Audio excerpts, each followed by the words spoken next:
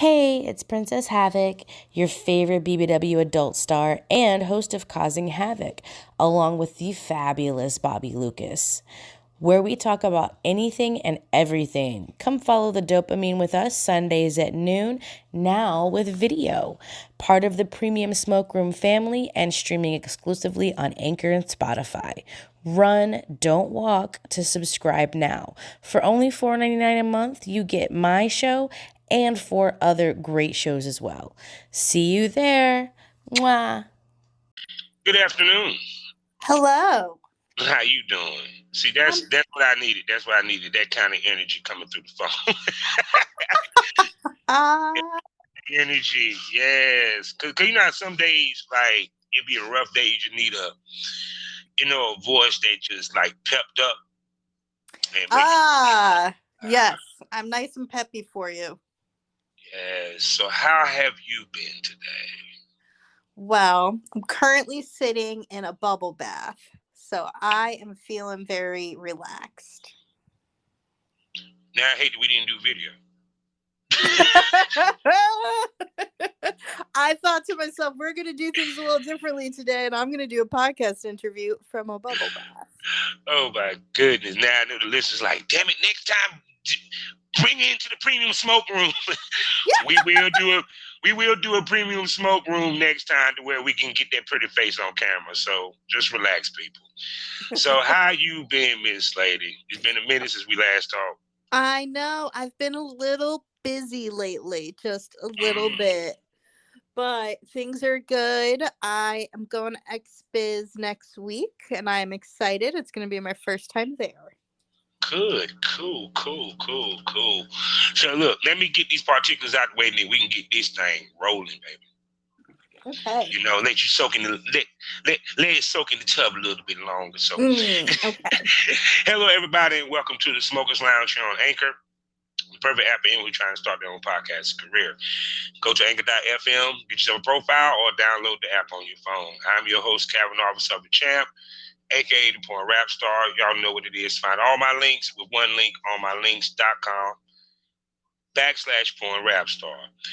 We have 3 wonderful sponsors. The first one being the Facebook of the LS community, lsworld.com. Next up is the hottest adult magazine right now on the web.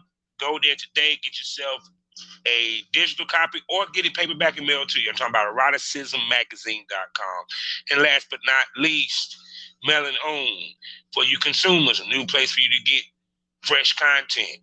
For you content creators, 90% profit, and they even offer healthcare. I'm talking about excitebunny.com. So go ahead and get yourself a profile, whether you're a content creator or a consumer. Also, we're the proud member of the GW District Black Podcasting Network. While you're there on shopgwdistrict.com, get some shopping done. You get the opportunity to buy products from over 500 Black-owned retailers, shops, and boutiques. So go to shopgwdistrict.com and support Black businesses. Also, check out the lounge at these spots. I'm talking about SkyhawkAfterDarkTV.com, as well as the BGPLLC.com. That app is available either on the phone or on your laptop or whatever device you enjoy to watch. Now I'm going to shut up and let this sexy podcaster, porn star, businesswoman with some of the prettiest tits and prettiest eyes I've ever seen introduce herself. Oh, that is quite an introduction. Hey, y'all. I'm Erica Love, coming to you from Austin, Texas. By way of tub. Yes, by way of my bathtub. So you are going to XBiz. It's not everybody going there. I mean, everyone I talk to said they're going there. And what is the difference between XBiz and Exotica? So people can understand. So my understanding is that Exotica seems to be more of like a fan-based event. Fans can go meet their favorite, adult entertainers. There's a lot of different companies that are there.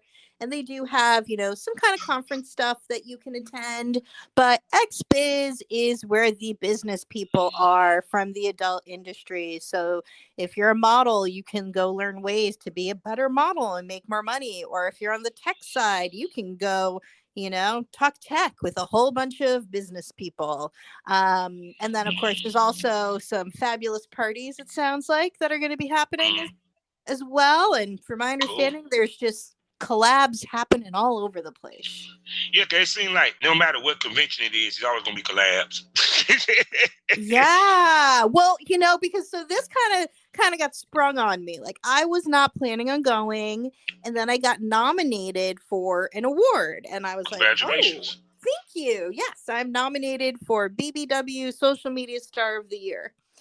So I had to ask some of my friends to be like, is this a big deal? Do I need to be there? And they said yes. So I then kind of scrambled to get myself set up with a trip. And I'm going to be doing the podcast from the different events at XBiz. And now I'm trying to also set up some collabs at the same time. Yeah, because I know I'm going to try to go to the Ozark in New Jersey. And that's one of the main things I'm going to be looking to do is to basically do podcasting. I know I ain't gonna be able to podcast because I ain't got a booth within that sucker, but I will walk around. I'm gonna get a media pass. I can walk around and videotape talking to some of the porn stars, and I'm definitely gonna try to set up some podcasting episodes while I'm there, or what have you, and stuff. So how now that you're a podcaster as well as a talent, now you're double booking when you go to these conventions. How do you go about that? This is a great question. So there's definitely people that I think are a better fit for the podcast and are a better fit to collab with. Anybody, I'm open to doing both with either, but some people don't want to talk for half hour or an hour. They just want to do their work and literally get in and out. Yeah.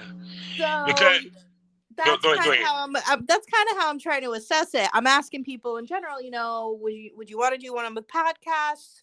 Or I'm going to be at the events. I'm going to be doing mini podcasts. I'll be doing short interviews, only 10, 15 minutes. So that's another opportunity.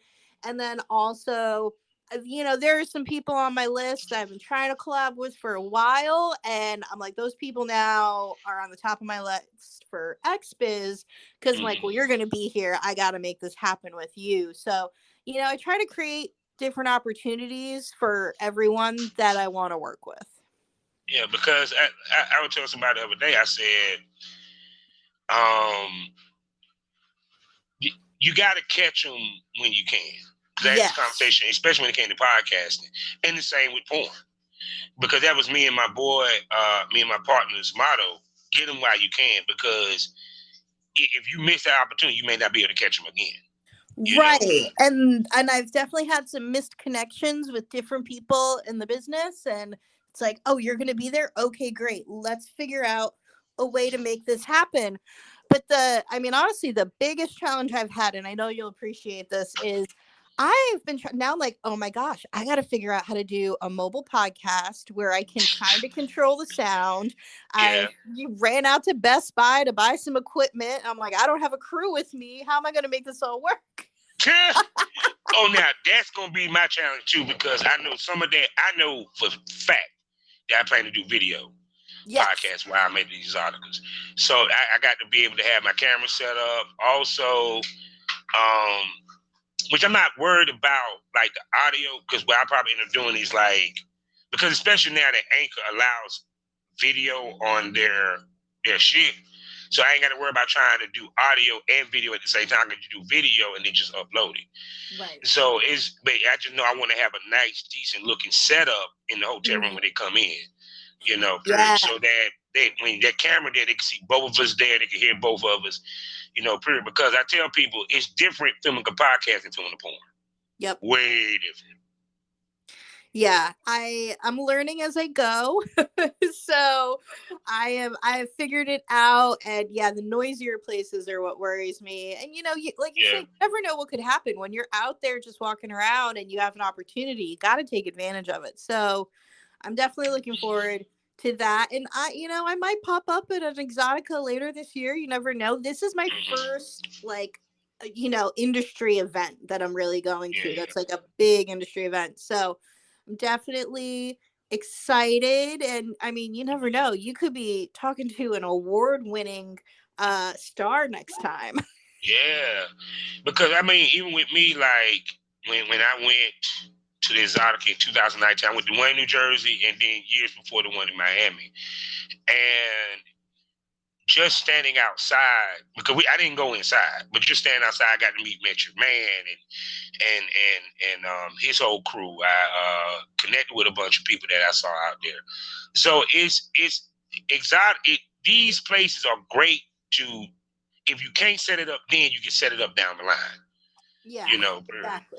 Well, right. It's all about meeting people face to face. And, there's some people you DM them and you never know. And they say yes, maybe. But then you actually get them in person and you make it happen.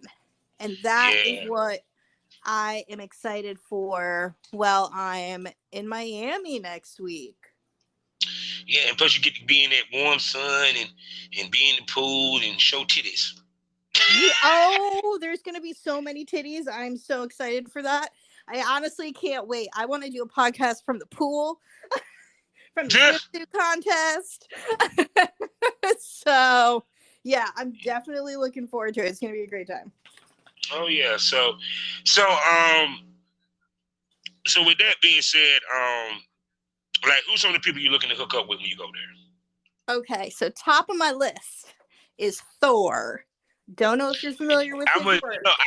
Woman, how you think I just did a second episode with him yesterday. I just talked to him yesterday. He's one of those people that we've been had some misconnections at different events and have tried to connect and just hasn't happened. And I don't really go to Vegas a lot for work. I've been to Vegas like once in the past couple of years, and that was for fun. That was for my own personal fun. So I'm looking forward to collabing with Thor next week, and then hopefully a few top OnlyFans creators.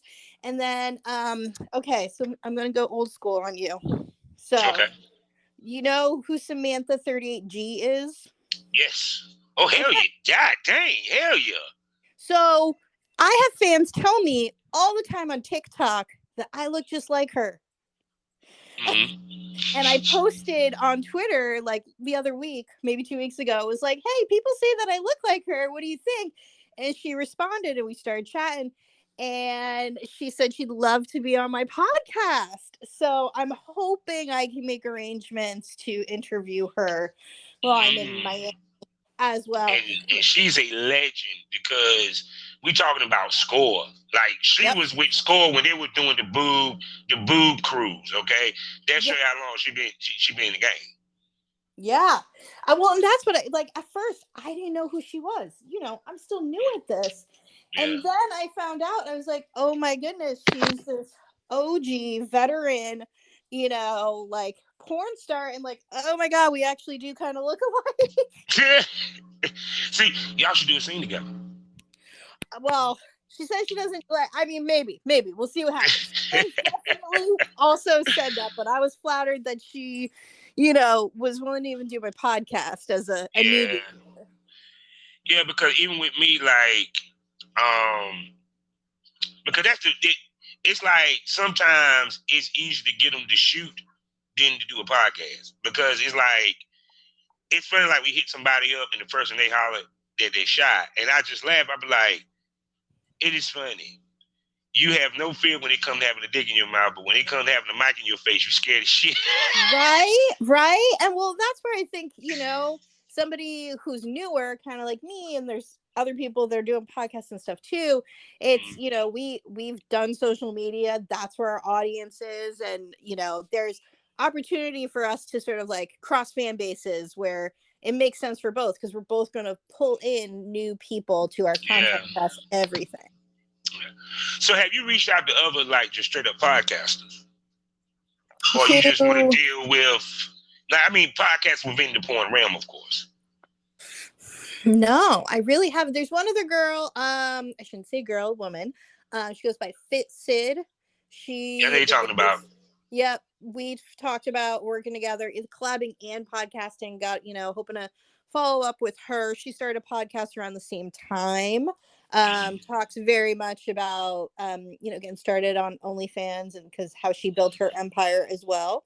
And other podcasts, I'm open to it. I'd love to connect with Riley Rabbit and get on her podcast. Yeah, I've been trying to hook up with her as well. I get her on my podcast because I know she do straight video for hers. Yeah. So what I'm saying, and that's the thing. It's like trying to connect with them. It's kind of like it was funny. I watching this video and dude doing a video talking about how to ask another podcast to be on your podcast. It was funny, and when you think about it, it made me think about, okay, when I step to other podcasters, you got to know how to step to different people in different genres. Yep. For what I'm learning. Because when you talking to another podcast, it's not like talking to a porn star, because they got a podcast. So now they're thinking along the lines like a porn star would when you talk to, let's say a guy hits you up about a scene. There's certain things you're going to take into account before you work with them, especially for content. It's the same thing with podcasting. Yeah, I agree. I've definitely reached out to sort of people on the business side because I'm really curious about talking to more industry people for the podcast. The most recent interview I did with somebody I did collab with first. Thick Lizzie, who's also based in Austin. Yeah, I saw that. Yeah, her episode is coming out later tonight, so it's funny. We're funny together. It's a good time. it really is. But she's somebody that I met through Finn. We collabed. Kept talking, and now it's great because now doing the podcast. We've talked about some other sort of non-porn content, but more like the lifestyle, titty-centric content, and just doing TikToks, which is great. Yeah, because I had the pleasure of interviewing two male podcasters in the lifestyle. And that was fun talking to them. And it's fun when you talk to somebody else that's in the podcast as well as you, because it's like now you're getting a perspective, especially in porn, you're getting this perspective of them as a porn star as well as them as a podcaster, which gives you two sides of the coin many times. Yeah, it is, because then you hear a lot more of the stories. You hear about how things can happen behind the scenes, and it is a different skill set. I mean, I've definitely had to figure out a lot of the tech side. So, I mean, it's a different level of commitment, but I mean, I love it. I think it's fun. I love hearing people's stories and how they came into this, but also just like Lizzie and I talked about why size matters, and in not the way you think when you hear size matters. Oh, okay. Explain. Break it down. Well, everyone has a preference, right? Mm-hmm. So, I mean, when you hear about size matters, people automatically think about dick size. But the reality is everybody has a different size preference when it comes to other people's bodies. Most people, at least, people like big titties. Some people like big booties. Some people don't want a big dick. They want a nice average size, like the Toyota Corolla of dicks. They just want a car that's going to get them there. Yeah, no, because it's funny, right? Because when you look at the Twitter feeds, and I said this to somebody, you have women that look at a Shane Diesel and they go nuts. Oh God, I can't wait. I just wish that you had that dick in all three of my holes, and That's impossible. That's impossible for most people. I'm saying, period. But then if that dick get in your face, you look dumbified. Yeah, and again, so this is why size matters. It's not all about like, oh, the biggest dick. It's like, no, it's like whatever feels good for you and for whatever you like. And like, that's what I mean by size matters, because it's not, bigger isn't always better, but like everybody's got a preference, and that's okay. It's okay. No, because I always told this story before. I hate rehashing it all the time, how I got in porn. Because at one time, I didn't think I was adequate dick size. And when it was explained to me by established female talent, they want girth. Yep. I remember this one porn star called Shorty Mac. The dude was a strong 7, but he looked like a Foster's beer can. You feel me? And I was like, damn, this stubby motherfucker is getting all the damn work. But look how thick he was. You feel Yeah, me? I You agree. know, and then for talking to me and the girls in the 80s, they were like, a lot of them dudes' dicks wasn't that big like that. It's just, you'd be surprised the aesthetic of what the camera does. Yeah. Oh my God. Yeah. Camera work is all of it, right? You get the right angles, you Yeah. look good. And that's what I mean too. I've worked with a lot of women where they're like, no, that's too big. Like I want like slightly above average. Like that is Yeah. what works for me. And it's all about how you use it too. It's like if a Mm-hmm. guy's got a big dick, that's fun and that's nice, but like your fans are gonna get bored if they don't know how to like work their body and work with your body, Yeah. and like if you are a bigger girl, like you do want a bigger guy who can kind of throw you around and handle your body. So Mm-hmm. I mean, it's, and again, it's not about dick size, but it's about somebody who can like who can like hold you in positions. Yeah. Yeah. Because to be honest with you, it's about the motion in the ocean. Yep. You know, like my man Bernie Mac say, stir like motherfucking coffee. Because even with that, it's kind of like one, like I hate using myself as an example. It's like with me, it's kind of like knowing the woman's body, feeling her out, and it's not Mm-hmm. just feeling her out with your hands, it's feeling her out with your dick. Yep. Because guys don't understand what I mean by that. You just ain't poking. You somewhat prodding in a sense, because you're trying to feel where that sweet spot is that's gonna make her feel good. Because a lot of times we think when she's screaming, oh, she's in pleasure. No, bro, you're hurting her. Yeah. It's different between screaming because it feels so good and I'm coming versus oh God. No, that's pain. That's pain. Yeah. Yeah. You Oh know. my God. No, it's so true. It's like sometimes, it's like when you're in a scene and you're trying to get through it, you're like, oh, that feels good. But then like, not even an inch. It's just like the slight movement, and it can go from feeling good to feeling awful. And you're trying to make sure your face is like not showing that it doesn't feel good. Yes, sir. Because they see in me, because I pay attention, I can tell, okay, she ain't feeling this, so let me move this way. You know what I'm Exactly. saying? Now, And I think that go is ahead. a sign of good male talent, that they can pick up on that and they'll pull back a little bit, or they'll like reposition you or them. Like that is the kind of male talent I want to work with. Somebody that knows how to read those little signs. And then the funny part is, ladies just love a curved dick because it was just funny. Like I tell people, like, you hear me in the scene talking about some, yeah, I'm uppercutting the pussy. What I do is I make myself position myself to where I go underneath her to where it really curves to the pussy. You feel what I'm saying? And it Oh. allows me to hit that G spot. And a lot of dudes don't realize just moving your body slightly downwards, especially if you got a straight dick or you're 11 or what have you, that just moving your body down and doing an upward stroke can hit the G spot and scrape the G spot to where she has an orgasm. Period. And a lot of male talents don't understand that. A lot of guys don't understand that. Period. That you got to be able to move your body. You don't want to pound for 15 minutes strong. You want to pace it out a little bit. You know what I'm saying? Yeah. Yeah. Because the point being is that, like I tell anybody, like with a female, this is when you know she feels good, doggy. When she done grab that pillow and put her head down, she's enjoying it right then and there. You got to remind her, hey, can you put up on your arm, let the titties hang? We are filming.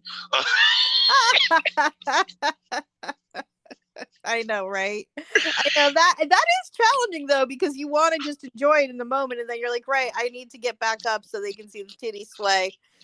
Yeah, because it was funny. I was teasing this girl because I was watching her doing a orgy. And the dude was just in front of her jerking off. She just got her head down like she about to go to sleep. Cause dude was hitting it from the back. She said it was just feeling so good. I just couldn't even suck dude dick. I didn't even care. I said, damn, I know he just felt terrible as hell. Like, you gonna lift your head up? Yeah. Damn, bro, chill Oh out. my God. When it's so intense, you're like, oh my God, I can't. But I think that, you know what? This is really, I mean, this is sex education right now. Like teaching Yeah, people how to move their bodies and understand other people. We are doing a public service right now. yeah, because I sit back and I like watch male times, and I know many people do it. We end up critiquing other motherfuckers, and some of these dudes, y'all really need to reassess yourself for how your stroke. your stroke game and how you move, especially on camera. You know, period. Because like even with Thor, like this is what I tell people: a great male talent understands how to work the woman's body, just in case she don't. Right. And I agree with that because like if newer people come to me, I'm nice. I'll give like a little bit of coaching, but if I have to stop and tell a guy like more than twice, like understand where the camera is, don't block my body, don't block me. Like they want to see me. Yeah. I mean, just the simplest thing of like you'll see a motherfucker with his hand, like he might be turned sideways to the camera. And you giving him head because that side ain't. You'll see a dude take the camera hand, and try to move the hair. Yeah. But not realizing that your arm and your hand is blocking the camera action. That's why you use the off-camera hand to move the hair. Yep. It's just little small things. But I think also a lot of these male talents don't have vision when they're fucking. Yeah, they're just fucking. Yeah. They're not thinking about the camera. Yeah, because what I mean by vision, so people understand, is that when I walk into a room, and I know, let's say me and Miss Love about to shoot, I already planned out the shoot before she walked in the room. Like I walk in the room and case the room like, we got an ottoman, so I can start the scene off with her giving me head right there on that chair. And then she comes on top of me, ride me on the ottoman, then she gets off and give me the titty fuck. You know, that's what I mean by vision. Some of you just walk in just ready to just stick dick in and go. You know, and I tell people the little things make a scene either great or shitty. Yep. I agree. I love it though when somebody wants to go through like a sequence to be like, okay, let's start here and then we'll, move to this, then get on the bed. I love that because at least then you know what you're doing for the first like 5 minutes at least to get the ball rolling. And then as things come more naturally with people, like, because you're into it and it's flowing, at least you can get through any awkwardness that might be there, especially if you're working with somebody for the first time. Yeah, because I think what happened is in this day and age, the prep of a scene has been lost because it's so easy for us to do it now. Yeah, that's what we used to do. Is like, I mean, because I came from the old school. You did the photo shoot in the outfit, going from clothes to nude. Then you might do the BJ still and the pictures together with the male talent and female, and then y'all shoot the scene. And then of course you lay out what positions y'all doing first and how the scene is going to flow. Nowadays, they just turn on the camera and just go fucking. Yeah. But I tell anybody, even with a straight fuck scene, you got to tell the story with your movements. Yes. I mean, I've definitely done a couple things that were, I guess, Gonzo style. And it's just get to the straight fucking. And that's great. I mean, that's easy. For a lot of the time, don't have to think about it. But I think that the fans like that build up. You got to build the fans. Yeah, because I can't just go straight to a fuck scene. I got the evil. Or if it's a Gonzo scene, evil, it's gonna be something where you playing with yourself when I'm walking in, I come in, or I'm oiling you up or something. You know, because it's kind of like people don't realize the best scenes have a build up, whether it's a skit or whether it's in an action before the fucking. Period. Right. Yeah, I know with you, he'd be oiling the boobs. Yeah.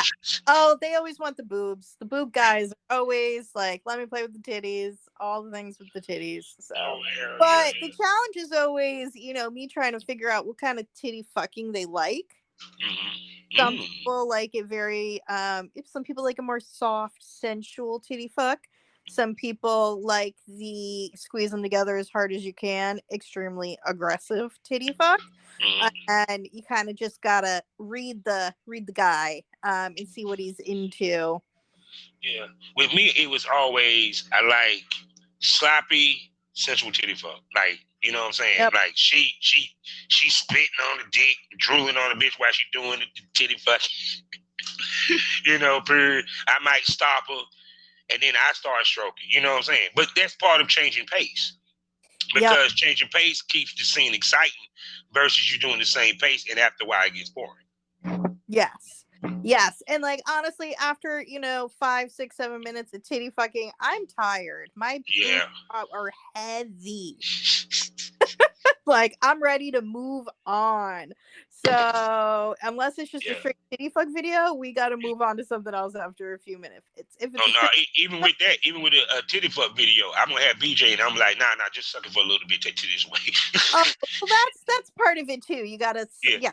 Well, it's between the titties. You got to suck on it a little bit. Yes, I Oh agree. yeah. Oh yeah. My thing was her laying on her back, and I'm fucking her titties like missionary. Oh, you see, I just love that that shit. too. Some people like it when like it's more like on the back and your titty fucking the Yeah. guy's doing the titty fucking versus when the Yeah. girl's like really like stroking it with the titties. Yeah. Like there's just so many options. Yeah. See that like when I did titty fucking scenes, we did all them because I was like, just like a porn scene, I want to change position and give them different perspectives of it. Whether it's like even if it's a BJ scene, we might start off with you on your knees giving me head. Then I might sit on the couch and you give me head that way, or we might do a 69. You know what I'm saying? It's giving them. I love doing actually a double titty fuck scene. That is like my favorite. Yeah. Love it. And it's so funny being like a woman, being like smothered by somebody else's titties. Well, I'm going down on the guy. I'm like this, it's fun. It's just kind of funny to me to watch myself do it back on a video to be like, I am smothering myself while I suck this dick while she's got her titty wrapped around it. Like, it's a lot. Shoot. A lot happening. Yes, Lord.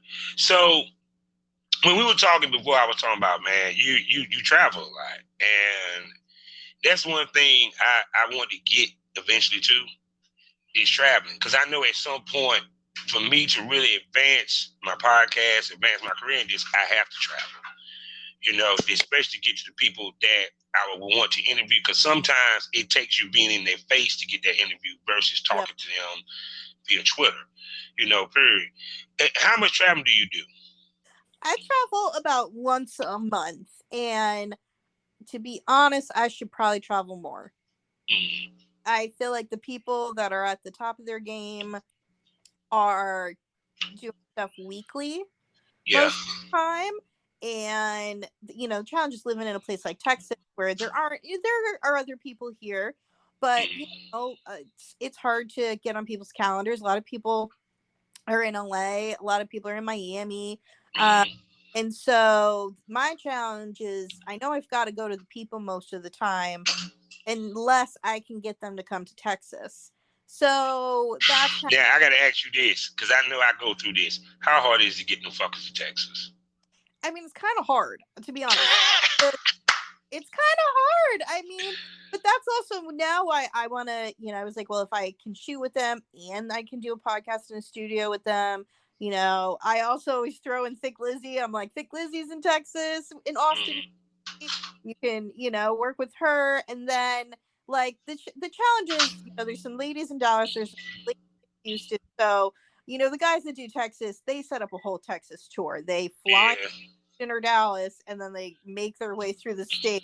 But that works for them because then they get to shoot with a bunch of women over the course of a week.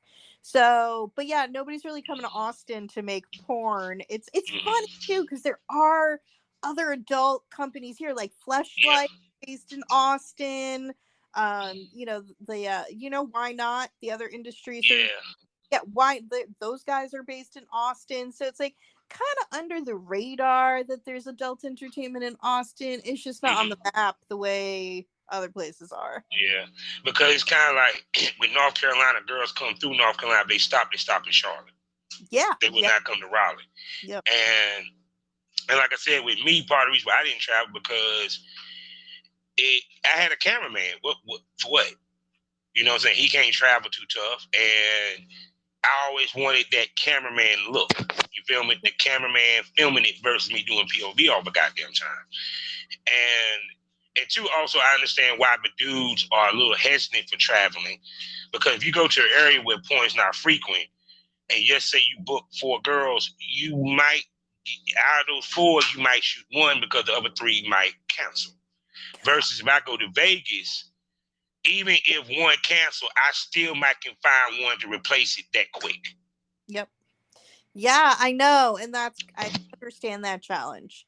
I really, really do. But then from the woman's perspective, I'm like, unless I've been referred to a guy at this point, or I know him through people somehow, like if you are a I don't want to say unestablished, but if I don't have a connection with you, I'm probably going to turn you down because I want somebody else to vouch for you.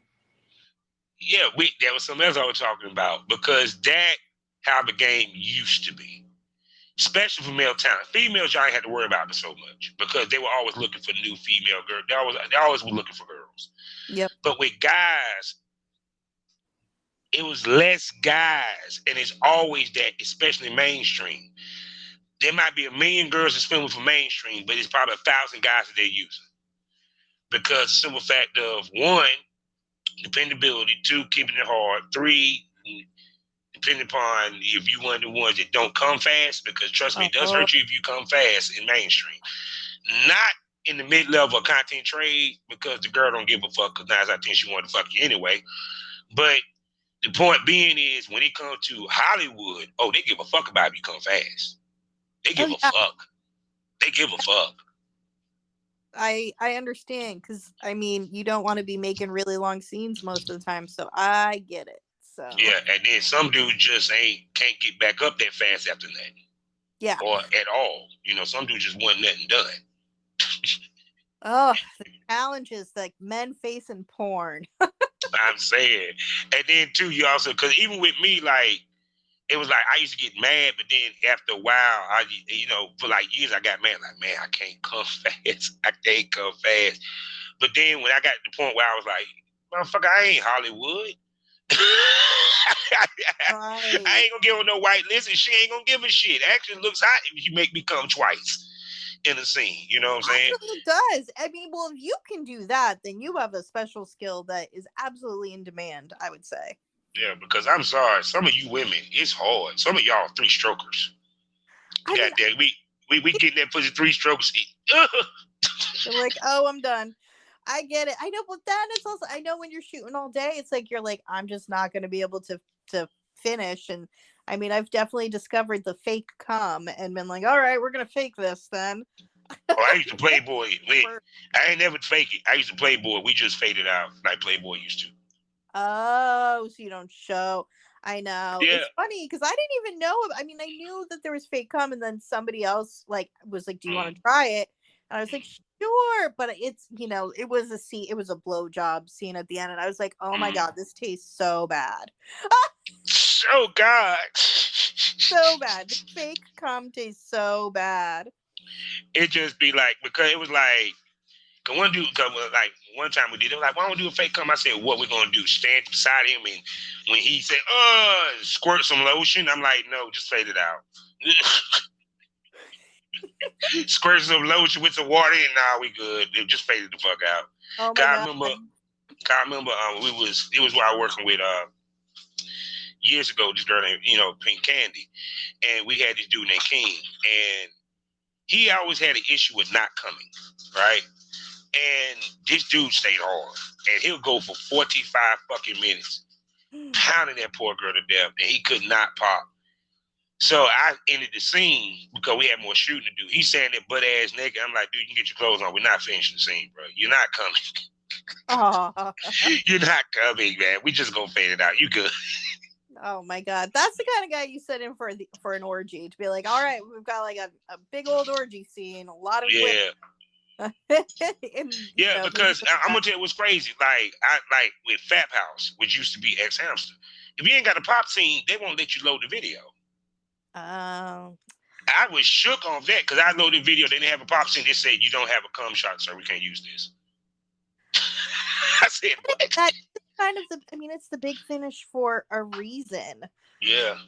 I know I like to watch porn that there's a cum finish. Like, yeah, actually. A facial. I don't care too much about the coming to mouth swallow. No, I want to see it. I want to see the facial. That's me. Oh, see, I never do facials. I won't let anyone come on my beautiful face. No, but you got them beautiful tits. That's where everybody want to see everybody. Come on. Well, They don't give a shit about your facials. No, I agree. Everybody wants to see cum on my tits. And so, but now it's almost a thing because, fans will ask at times, will be like, no, I don't allow that. That's not. And they're like, well, why? And I'm like, well, because, some things I'm saving some things for marriage. I don't know what else to tell you. And two, do you know how painful it is to have nut in your eye? Exactly.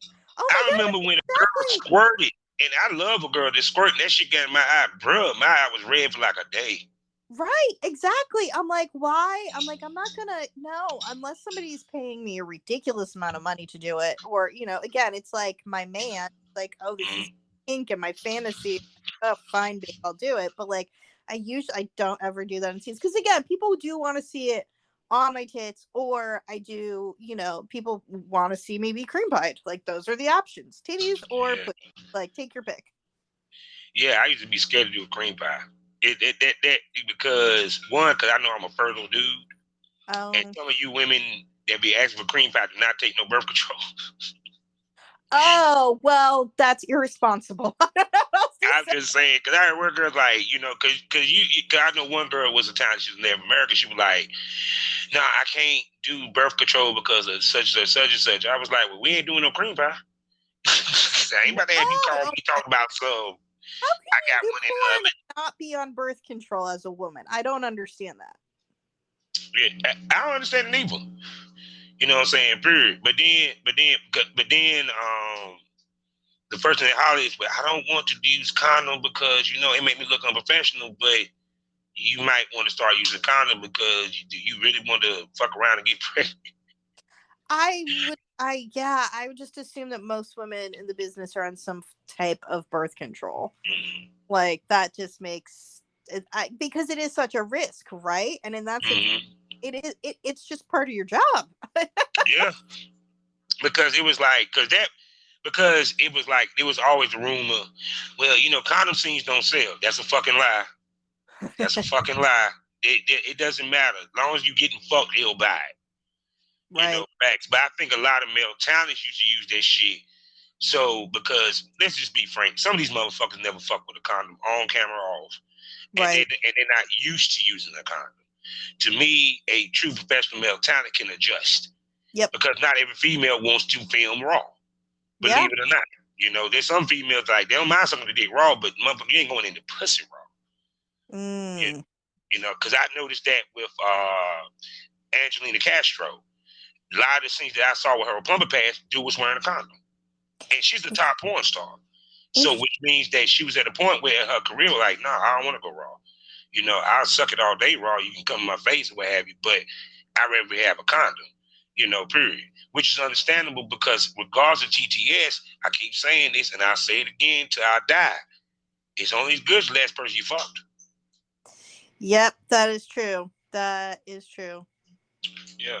That's why I used to like to get to know the ladies before I work with them. Because I know whether or not,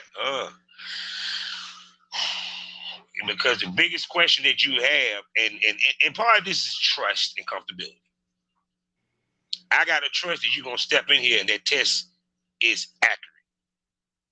Right. No, I mean, I hear you. I recently got out of a relationship, and after the last content party I did, this guy had this sort of same realization. He's like, so you take the test before you go to make sure you don't have anything. And I was like, yep, everybody does. He's like, but then you fuck everybody and then you come back, but you don't take a test before you come back and you fuck me.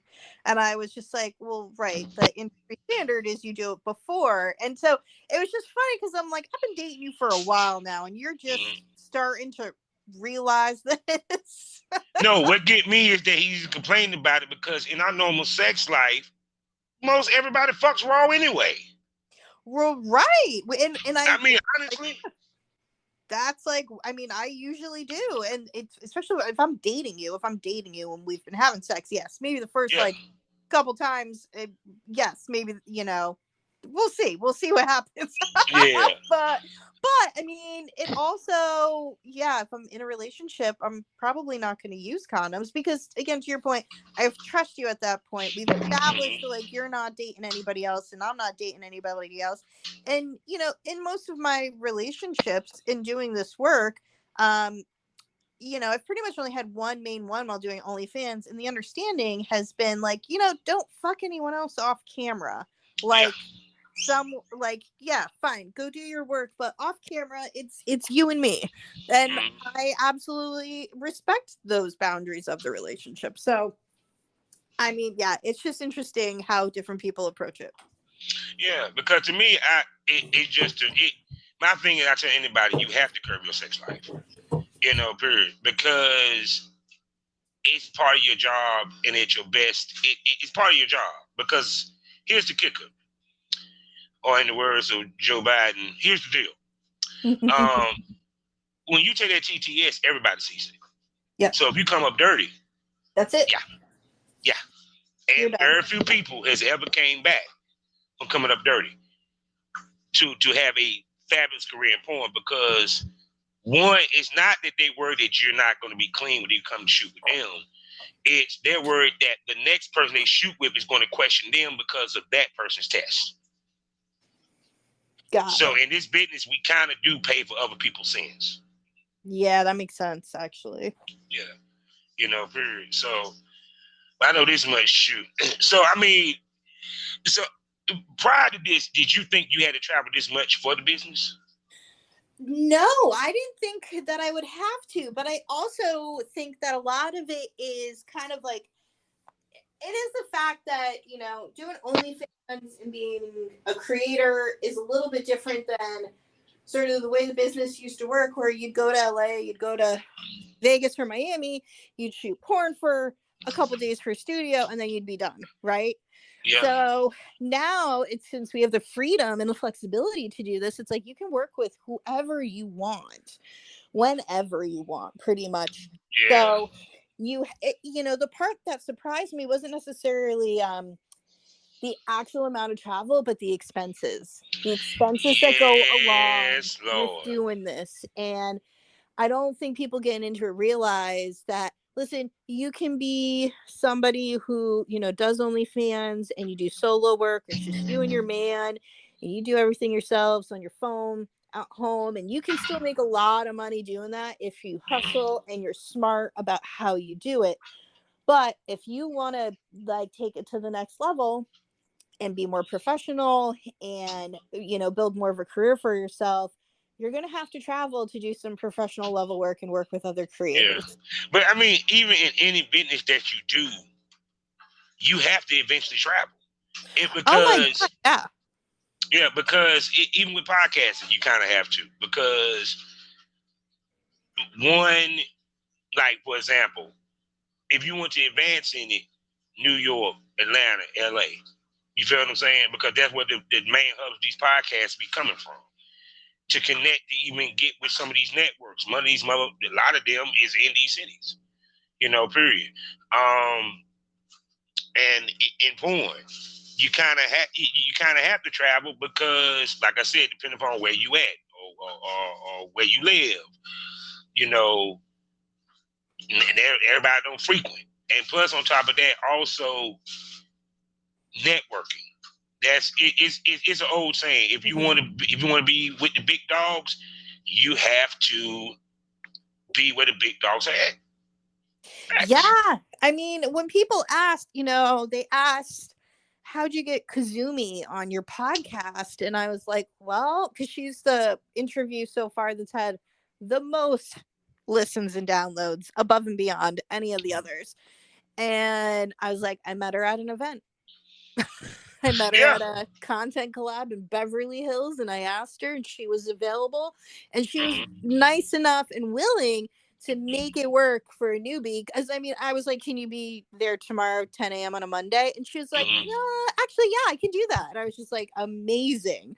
And yeah, it's because I traveled. I spent the expense to go to an event with a bunch of people I didn't know, and and see what could happen. And that's the thing too. It's like you got to have the mindset of, it's an opportunity. You got to be positive. You have to go in. You can't be afraid to approach people. You've got to be willing to have conversations. If you're the kind of person who's going to sit back and wait for people to approach you, then again, like, this probably isn't for you, because networking and making connections is such a big part of building your career. Oh yeah, because, and two, also, if they see you travel, it'll get you more work. Yeah, because people invite you. Yeah. People be like, because I know that, like, yeah, go ahead. I was gonna say Exotica Chicago, not that long ago, right? People are like, "Oh, are you at Exotica right now?" And I was like, "No, I literally just got back from Nashville for like a family vacation, guys. I have to sacrifice like at some point, because I had done like 2 events back to back, and then like you got to have your actual life in between all of this." And I was like, and I know I'm gonna have to travel for 2 more events coming up, so I was like, I gotta sit out this Exotica, like I can't go. But people were kind of expecting, like, I had a few people like, "I'm kind of surprised you're not here," and I'm like, "Well, I've never been to Exotica, like why actually do you think I was going to be there?" But people start to expect it from you once you get to a certain point. Yeah. Because even to the point that, like, a lot of girls don't realize, because a lot of girls like, why they ain't calling me?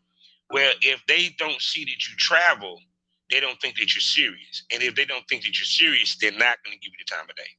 Which half of it is just showing up. And that's why with XBiz, when I found out I got nominated, I was like, I got to go. Yeah. If I don't go, that's not going to look good. So I gotta be there. It's my first time being nominated for something. I'm like, and this is, I mean, we've talked about this. Like, I'm so interested in this, like, other side of the business where you do the podcast and do the video version of it and creating this other content that gives me more of a longer career life, if you will. So I'm like, and this is a category where I'm like, yeah, this is it. This is where I belong. So I was like, I got to show up. I got to do my podcast. I got to be ready. I got to make it work. So you just got to have that mindset. Most definitely. So again, another great episode. I love bringing you on here, yo. Well, thank you for your patience and getting me back on, because I mean, I was busy there for a little bit. Oh, hey, look, it's worth the wait, babe. Oh, well, thank you. I mean, you know how it is. I got a little burnt out. I need a little break, but yeah, go back. So I cannot wait to tell you how everything goes next week. Mm-hmm. Oh, I can't wait neither. Oh, most definitely. So we definitely going to set that up to bring her back. And this time it's going to be in the premium smoke room where we're going to get a little bit nasty for y'all. So it's definitely about to be on. So tell everybody where they can spend money on them big titties. Oh, yes. You can go to my OnlyFans, onlyfans.com/the Erica with a K love. And you can also follow me on Twitter at the Erica Love. And you can follow my podcast at TikTok Podcast on Twitter as well. So yeah, if you go to my Twitter, you'll pretty much find your way to everything else you want to see. Most definitely. And if y'all see her, go ahead. I was going to say, you can only view the full episodes of my podcast where tops come off on my OnlyFans right now. There is a version you can watch that's sort of the safe for work version you can watch on YouTube. But if you want to see the titties come out while we're talking, you got to go to my OnlyFans. That's right, people. So if I suggest y'all go ahead and subscribe, give her that money. It's a very reasonable price to see some really nice big titties, and not just mine, all my big titty friends. Most definitely. So with that being said, people, you know how we always end this. Life is a learning experience. What's the point of the experience? You didn't learn anything. Smoke that over. Thank you for coming back to the lounge, baby. Can't wait to bring you back. Have a wonderful night. I'll talk to you soon. Bye, y'all. Okay. Bye. Black Wall Street is now online, baby. That's right. Visit the GW District. Shop the very best in men's and women's apparel and accessories, home decor, office supplies, books, pantry items, and so much more. The GW District is a retail marketplace of Black-owned products and media. We're both veteran and Black-owned, and we're bringing you the best online shopping experience with products made by small businesses. Come and experience the GW District difference today at shopgwdistrict.com. That's shopgwdistrict.com. The GW District, a retail marketplace of black-owned products and media. That's right.